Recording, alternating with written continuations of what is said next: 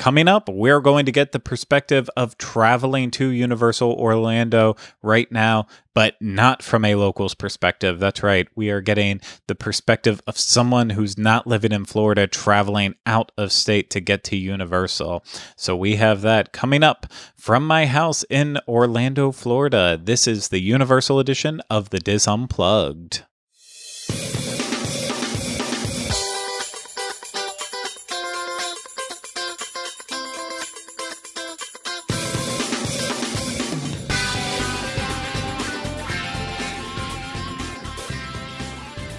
This is episode 265 of the Dis Unplugged Universal Edition. The Dis Unplugged Universal Edition is brought to you by Dreams Unlimited Travel, experts at helping you plan the perfect Universal vacation. Visit them on the web at www.dreamsunlimitedtravel.com. Hello, everyone. Welcome to this week's episode of the Dis Unplugged Universal Edition. I'm your host, Craig Williams, and today I'm joined by a very, very special guest, Dreams Unlimited travel agent, Elaine Edwards. Elaine, hey. Welcome. Hey, friends. It's your first time on this show. So first time on Universal show. Yeah, most of you out there might know Elaine. I think she made her debut on our DCL show, and since then she's been on, I think, was it One Dreams Unlimited Travel show? I've done One Dream show and a couple Tuesday shows. Yeah, so hopefully you already know Elaine from her appearances on the other shows that we have, but I know a lot of people out there who watch the Universal show might only watch the Universal show as well too. So Elaine, why don't you introduce yourself? Yes, so as Craig said, I am an agent with Dreams Unlimited Travel, and one of the things I specialize in is Universal vacations. And I have gone to Universal since the 90s and the days of the Murder, She Wrote show and Jazz and the Nickelodeon studios, that kind of thing. So I got to see all the oldies but goodies before they are now gone. And I am now traveling to Universal with my three sons. They are 18, 12, and 8 years old. Excellent. And the reason why we are having Elaine on this show, not just because she's awesome and knows a ton about Universal and is just a very helpful asset like many of the other agents at Dreams Unlimited Travel, but it's because Elaine actually made the trek to Universal Orlando, of course, pre-COVID closure, but Elaine has actually made it down here to Florida since the parks have reopened, something that I don't know a lot of friends right now at this point that have actually made the trip down to Florida and getting back into the theme parks. I know that's going to happen a lot more once Walt Disney World reopens, but right now, pretty much everyone I know who's been to Universal is a Florida local, and Elaine did travel down, as I just said, so I really wanted to get her perspective on what it was like to come to Universal Orlando right now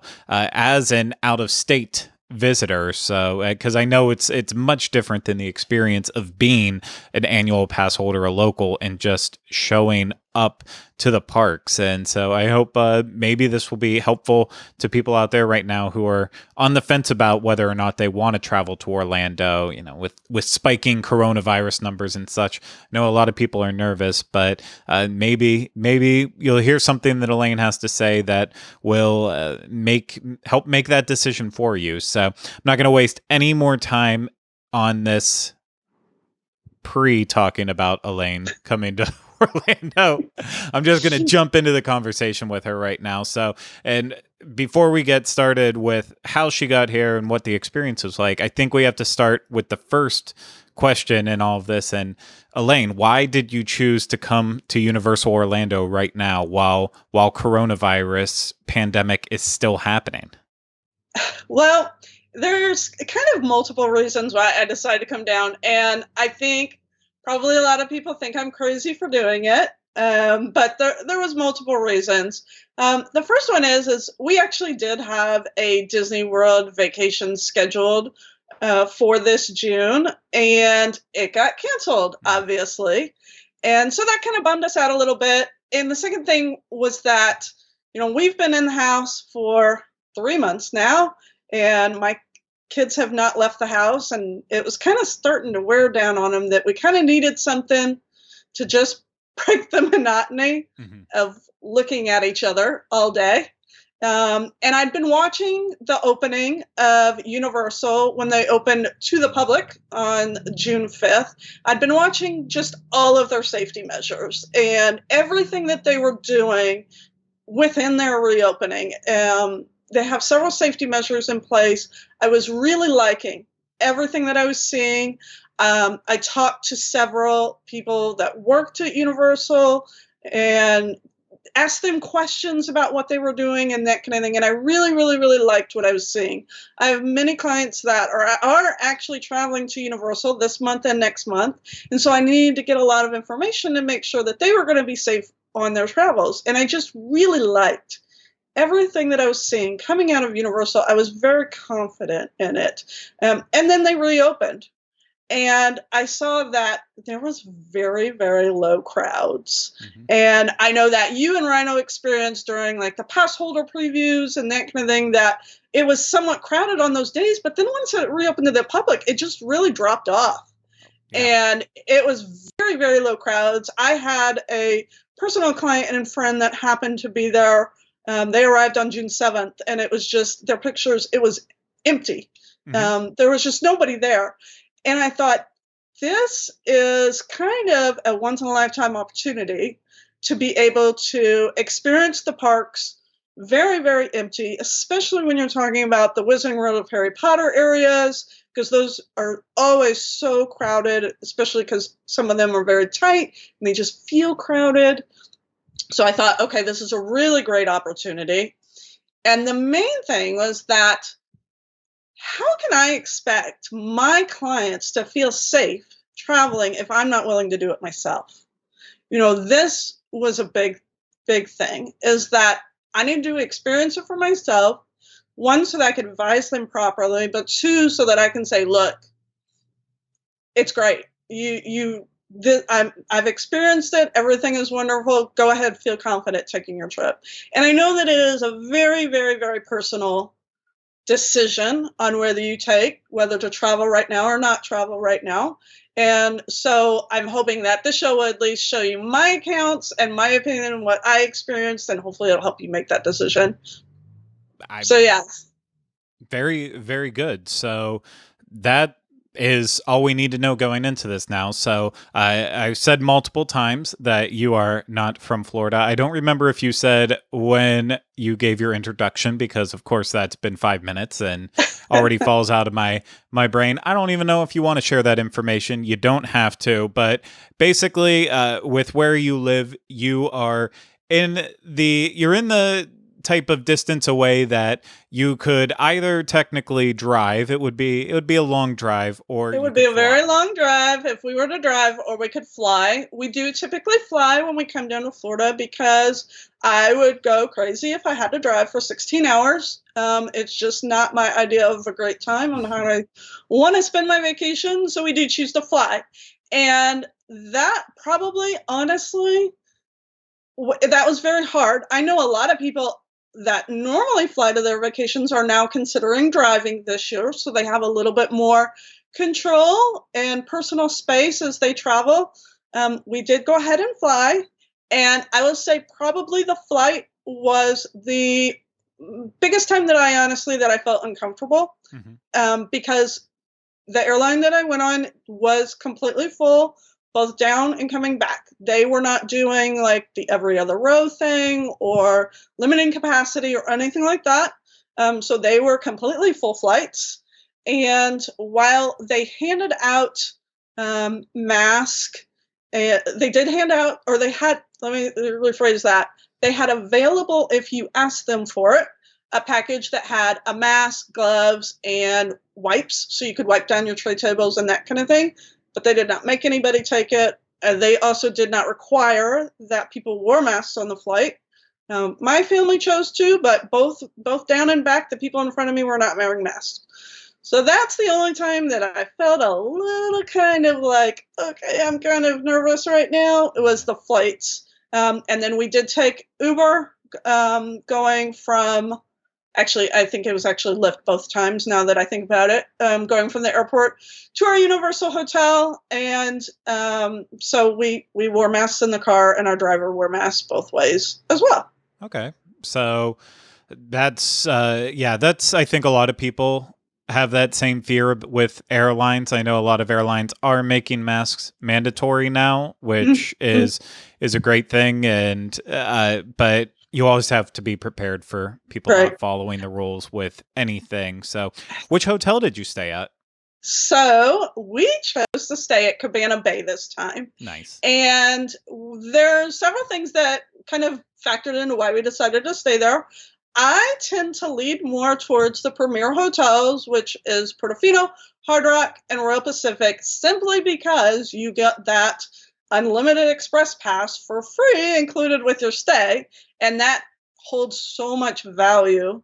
So I tend to really lean towards those hotels.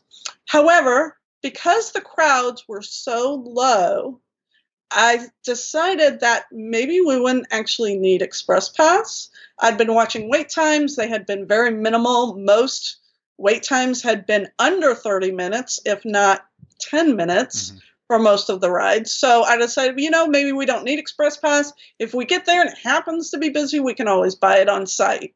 The parks were also having very limited, they were having shorter hours. So the parks actually closed at 6 o'clock the week that we were there.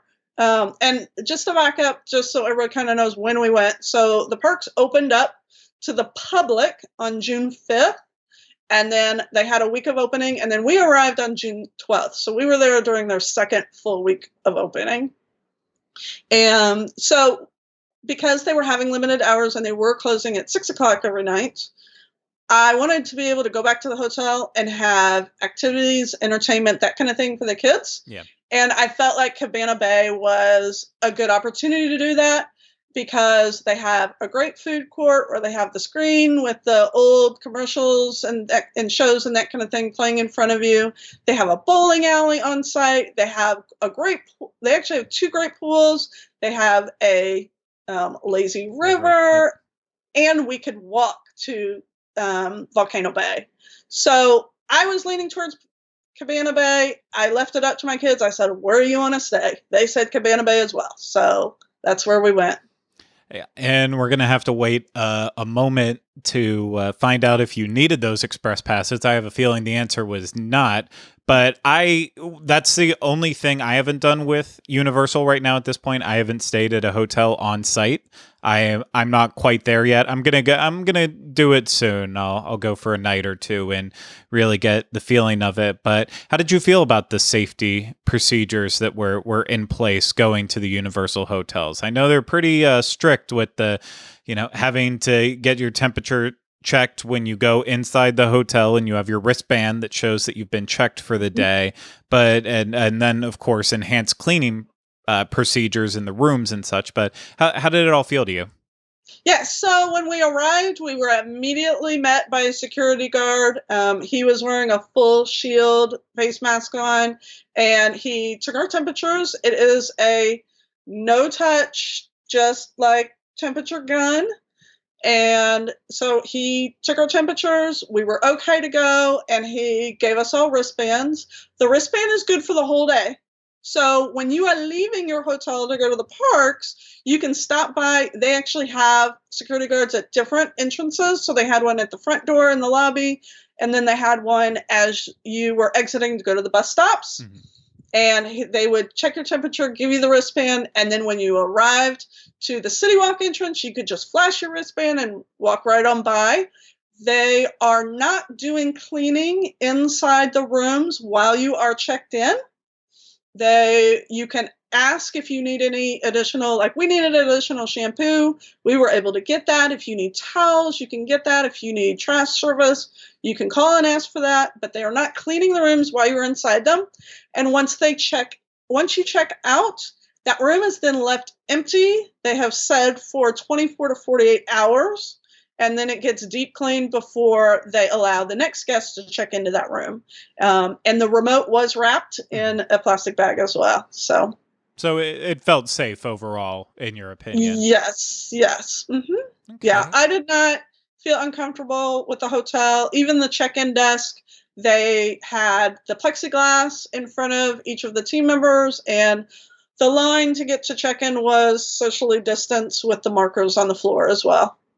Very good. Very good. So I've, on this show, I've shared a lot about my experience in the parks, not just on that preview day, but since then going into the parks. And I definitely experienced the small crowds that we've mentioned a couple times now at this point. And that week, I believe that was pretty much the same trend every single day. I know they got a little bit busy a day or two here and there, but for the most part, it was pretty slow that week. So what was your experience like in the parks? Yes. So when we went to the parks, the great thing that I loved about it is that you didn't need a touring plan at all. You know, when you go to Disney, you have to map out every second of your day, it seems like, and that was not needed. And a lot of people, even when they go to Universal, they make a plan. It's like, okay, first we need to go to Kong, and then we need to go to Hagrid's, and then we need to go Rip Ride Rocket, and then, we can save the slower things for later in the afternoon. It wasn't even needed.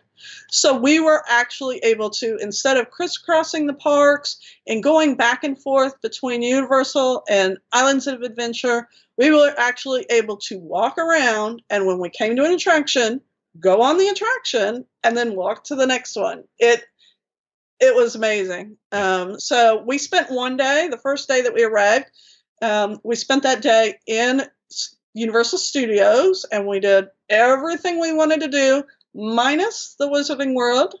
We decided to save that, and we were going to do a whole Harry Potter day the next day. So it was very, very, everything was almost a walk-in on that day that we arrived. It was a Sunday afternoon. And I know that weekend had been, of the 11th and the 12th, it had been kind of busy because they had lifted annual pass holder and season pass holder restrictions. So I think that weekend it got pretty busy with locals. But by Sunday afternoon, it really wasn't busy at all. The rest of the week wasn't busy. I know a lot of people are kind of getting a little bit confused about the virtual line versus Express Pass and what that means. So if you do have Express Pass, whether you've purchased it or whether it's provided to you for free from staying at one of those premier hotels we mentioned, that is still in effect, and it is still just as it always was. So you have your Express Pass line and you have your standby line, and they're two completely separate lines. So you still get to just breeze right through with that Express Pass. With the standby lines, from what they have told us, that how this works is that they have socially distanced the line. There's markers on the floor in every line. We even found out that if your foot goes a little bit over the marker, they will scold you and say, get behind the marker. So they are holding to those 6 foot distances. And so what we have been told is that when that line fills, that's what activates the virtual line pass.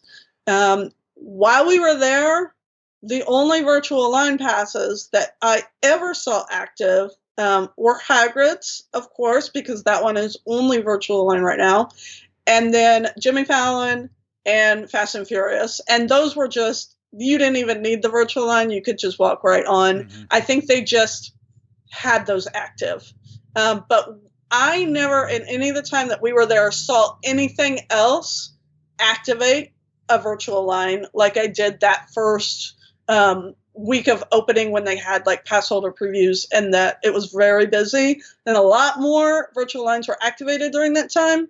None of that happened while we were there. Yeah, it was, I just say from my experience with it, I was wondering too how they were making that decision of switching over, because the main thing I was running into was like with Harry Potter and the Forbidden Journey and Escape from Gringotts, they kept having virtual line and it didn't seem necessary. There wasn't enough people to cause that big of a wait. So a lot of the team members out front of the attractions were then spending more time explaining to people, like, right now you need to actually go on and get a virtual return time with a virtual line. And so you can do it. We have plenty, but you need to do that first before you can come in. And of course, that sparked the confusion of, well, why can't I just come in if there's plenty available on the app right now? So I think that was when the first couple times that I was there, I think that was definitely still the work in progress of trying to figure it out a little bit better. But honestly, yeah, I feel like Hagrid's is the only thing that needs to utilize it. But I know one day recently, it was even so slow in the morning that they were using Hagrid's with the virtual line or with the standby line. And I think I've only seen that once or twice since all of this. And so that just shows how slow it can be. But thank you for helping to clarify with virtual line and express, because I know sometimes Rhino and I forget to do those little basic things, especially with this, because it's, we're so used to going that we kind of forget that stuff every now and then. But Express is great if you have it. Right now, I believe that you don't need it unless you have it for staying at the premier hotels. Take advantage of it. You don't need to buy it on your own, though. And the main thing that I saw when I was there was people were showing up to Hagrid's asking, of course, can I use my Express here? Because that's the one thing everyone wants to use it on. And Express does not work at Hagrid's right now anyways. Everything else, but not Hagrid's. So just learn the systems, learn how to use a virtual line so you can get on Hagrid's, and just take advantage of low waits for everything else. So, but going back to that, I'm assuming then you did not buy the Express Pass. You felt like you didn't need it. Yeah, there was no way. We did not need it at all. And so in case you're unfamiliar on how to make a virtual line pass, you just open up that Universal app, and on the menu it'll say virtual line, and then you hit the button to make a pass, and it tells you which rides have it available. You click it, you tell you how many people you have on your party, and then you select the time that you want, and then it's done, it's available. You can hold up to 2 virtual passes at the same time as of right now. And as of right now, you do not actually have to enter in your tickets into the app. So there is some people that are kind of working the system, but that's as it is right now. And I think the virtual line is still a work in progress. Yeah. I think they're still kind of working out the kinks with that and trying to figure out how they're going to use that going forward. Yeah. Virtual line, it's been this, they wanted it obviously for Volcano Bay and built that entire system for it. And then it was kind of a disaster with how it worked at Volcano Bay. And then they poured it over to the theme parks and tested on Despicable Me and Shrek, I think, were the first 2 they did. And Despicable Me was a great test because they're like, wow, it works perfectly. We'll start doing this for all our attractions moving forward. And so the next 2 they implemented it on was Fast and Furious, as well as Race to New York starring Jimmy Fallon, which of course you don't really need because no one cares about those attractions for the most part. So I feel like they have finally figured out virtual line now as this entire thing has progressed, because they finally have been challenged with it where they hadn't really before, except with the disaster that it was over at Volcano Bay. But it's still going to continue to change. Everyone who watches and listens know that Rhino and I have pointed out the loophole a lot of times on it, because it's something that I don't blame anyone for using it, but like on a busy day when you have 8 people in your group and all 8 of them are saying we have 8 people trying to go on Hagrid's, and you have all those people now getting to ride 8 times, that's just pure insanity. But you know what? Until Universal closes it down, it's on guests to make their own moral decisions with that. But right. I'm sorry for interrupting you there. Tell me more about your experience. So we and I would recommend that like I said, we decided that the second day was going to be our Harry Potter day. We were going to do all the Harry Potter things, and that's how we were going to spend the whole day. So the very first thing we did was, of course, try to get a virtual line pass for Hagrid's, and it really took a while. It took some finagling. I was trying. My son was trying. We did end up getting, I think I got one, and he wasn't able to get one. So I had one for the four of us, and it went down. And it was down, and it came back, and it went down. And the whole thing, it ended up just being down. And then I was able to get another one, and it went down again. And what I didn't know, that I didn't even discover till the end of the day, is that when it went down, it actually provides you with an anytime virtual pass that's available for, it says any ride, but then it has a couple exceptions that you can't use it on that. You can't use it on Gringotts. I don't think you can even use it on the Hogwarts Express. Mm-hmm. So it got to the end of the day, and we still hadn't rode it, and we'd been trying all day. And I went and I talked to a team member at the front of the line. I said, I don't really know what I'm supposed to do, because I've got this anytime pass, but I can't make another virtual line pass until I use this anytime pass. So it was kind of locking me out of the system. And I said, and I can't use this anytime pass to ride Hagrid's. And he told me that I could use the anytime pass to ride Hagrid's, that they are allowing that right now. Even though it says on the Express Pass you can't use it, they are allowing you to use it to ride Hagrid's. So I don't know how long that will last. That was just my experience and what he told me. We ended up not being able to ride it that day at all. So, and I think they're still having enough breakdowns on this ride that you definitely want to try as early in the day to get an Express Pass, and as early in your trip, so that if you have to follow up and try again the next day and the next day, that eventually you will get on the ride. We did eventually get on, and it broke down while we were in line. We ended up sitting on the ground in line, we were inside the building, and we were very deep inside the building for probably about an hour and a half sitting there. And it did eventually come back up, and we did eventually get to ride it. So thank goodness, because it's amazing, of course. So let's talk about masks. Yeah. So I was very nervous because it's Florida and it's hot. I am one that anytime I go to the store, I've got my mask on. I follow the rules and that kind of thing. But I was trying to figure out, okay, what's going to be the best mask to wear on this vacation? And I was almost convinced that I was going to wear the cooling neck gaiters, mm-hmm. and that we were going to do that. But then I kind of started getting worried about, okay, if they're wet and they're hot and they're like dragging on your face and that kind of thing. So I changed my mind. And at the last minute, I went with the paper disposable masks. Mm-hmm. Because I had talked to a lot of people, especially a few that had lived in Florida, and they said that this was the best option. So I got these at Target. It was a package of like 20. I ended up just buying several boxes and bringing them with me.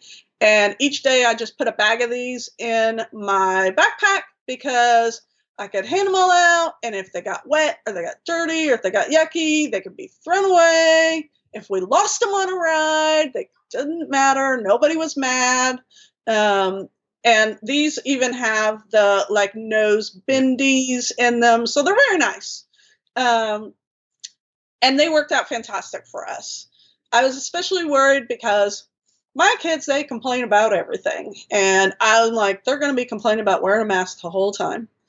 And they did not complain one time.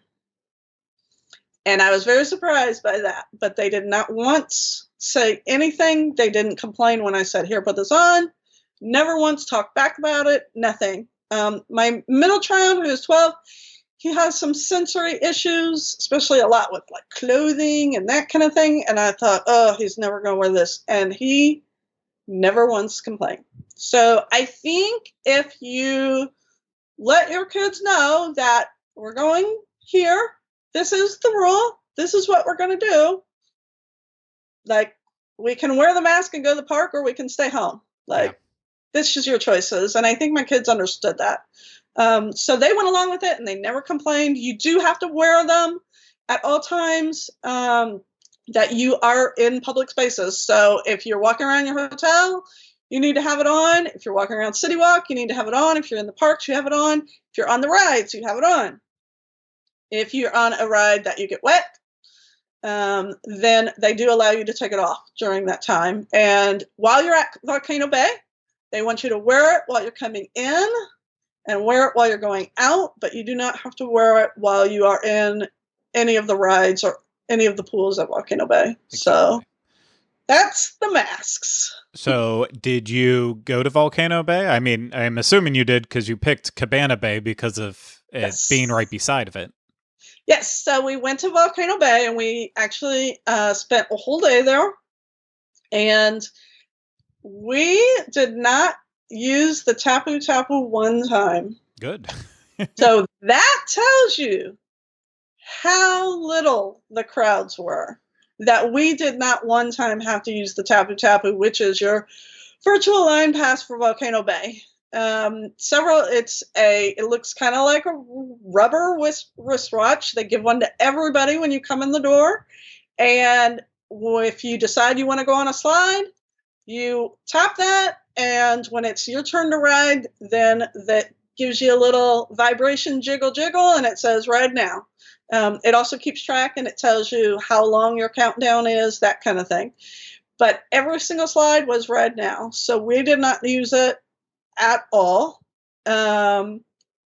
We did rent a cabana while we were there, and because we had never done that before, and I felt like this was a great opportunity, one, to be able to do it, and two, it kind of gave us that private space. So we had our own private space away from anybody else.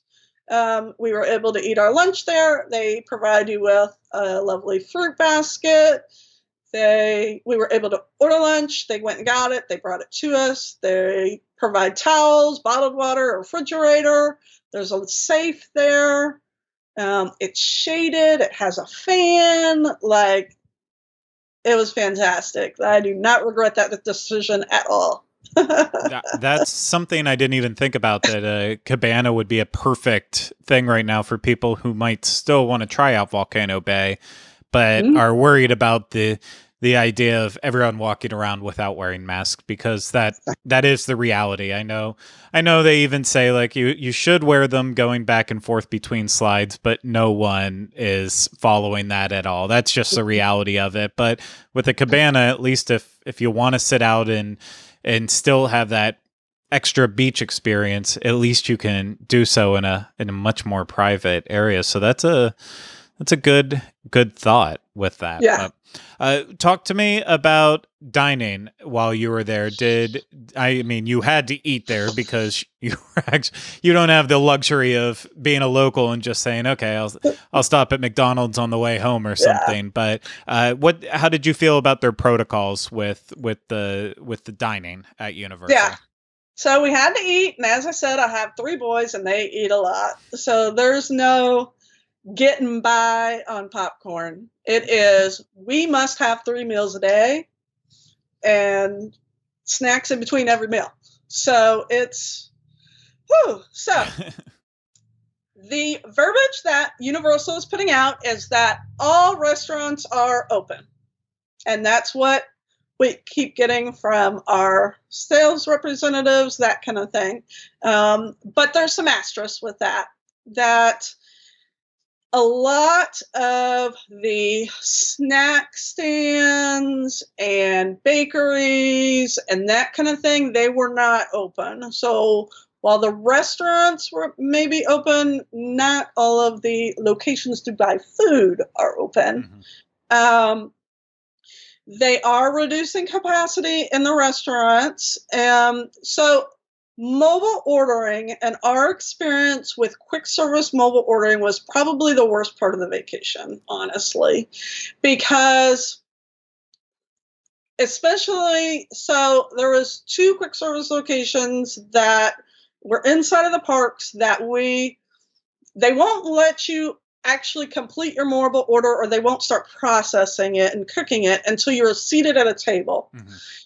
They've removed the tables, or they have marked them off so nobody can sit there in many tables, so they've reduced the capacity. And then they've social distanced out the line on the tables. So there was one instance where we were coming in for lunch, and it was going to be I think we waited in line over an hour just to get into the restaurant to sit at a table so that we could process our mobile order. And then we waited probably another 45 minutes to get our food. And this happened multiple times. So honestly, to get around that, you just have to try to eat at not peak times. Yeah. So if you're going to eat lunch, you really need to 10:30, 11 o'clock, or wait till 2 o'clock. But trying to eat in that 12 o'clock, 1 o'clock hour, it's very, very hard to get in there any reasonable amount of time, even with mobile ordering, because they're not going to process you till you're sitting down and you have to wait in line, that kind of thing.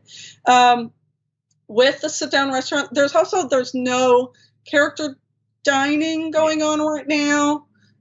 So that's not anything that they're doing right now.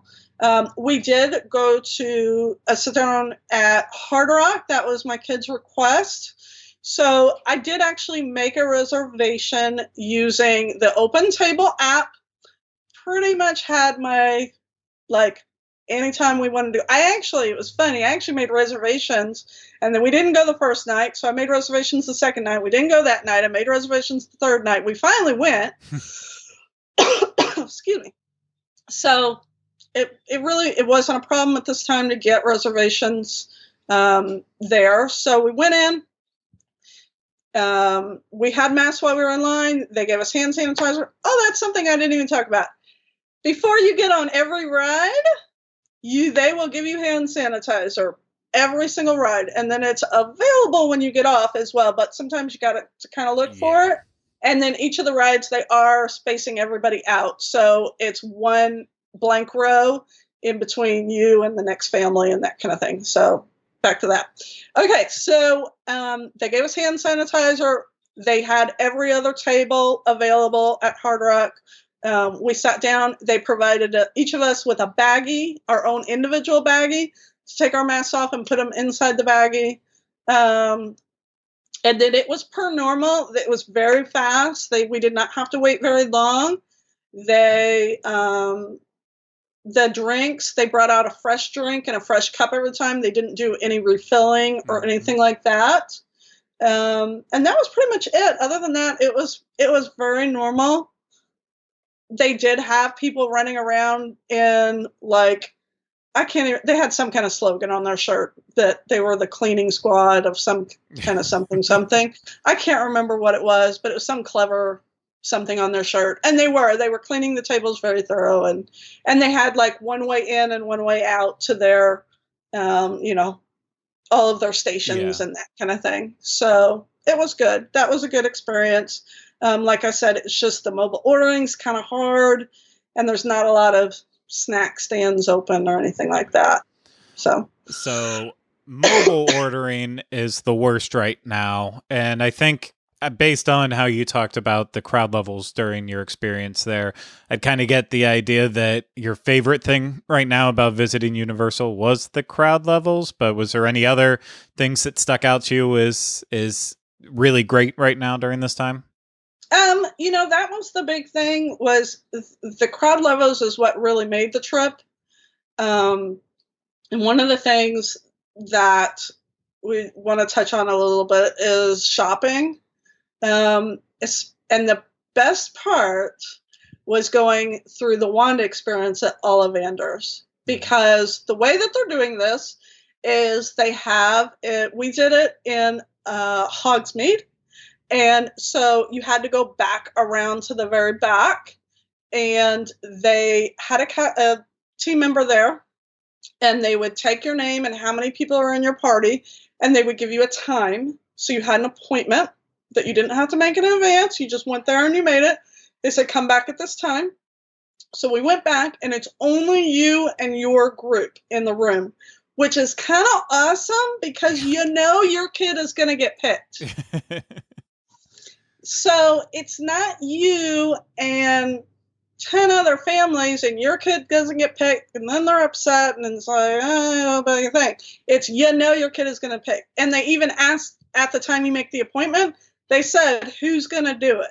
So I could say, Riley's going to do it. And they would put his name on the appointment and that kind of thing. So then when we went in, they were calling him by name and leading him in. And it was a fantastic experience, as it always is. His wand that he ended up with is so crazy looking. Like, that's the one that he ended up with. And I'm like, oh my God, it's so crazy looking. And we did the whole, like, experiences with the interactive stations, which was great because nobody else was there. So you weren't watching 5 kids in front of you do the same magical spell. Over and you could over. Just walk up and do it, that kind of thing. The bad part about the shopping was that there was a lot of shops, especially in the Wizarding World, that were not open. Because they said that the spaces were just too small. And of course, I'm sure they've reduced employees and that kind of thing, that there was a lot of shops that were not open. The shops that were open, they would have a line outside and they would kind of take you in one person at a time. You would have somebody with you and they would say, okay, what are you wanting? And they would take you there and you kind of had a personal shopper with you. One that I was particularly disappointed about was they have a travel agent shop in the Wizarding World, the Globus Mundi shop. And I was prepared to go in there and buy all of the things, but it was closed. However, the sign on the door said that, and they did this for each of the shops that were closed down. They would have a sign on the door and they say, inquire within, and they would have a different shop named. So I went to the shop that this one had on the door and I said, look, I want something out of there. They said, okay, tell us exactly what you want. And they went and they got it and I was able to purchase it. Oh, that's awesome. Was awesome. Yeah, you have to know exactly what you want though. So they wouldn't take you in there or anything like that. So I was able to get my magical travel agent shirt, and I was able to get an amazing sweatshirt that's like super comfortable and that kind of thing. So I'm now a magical travel agent.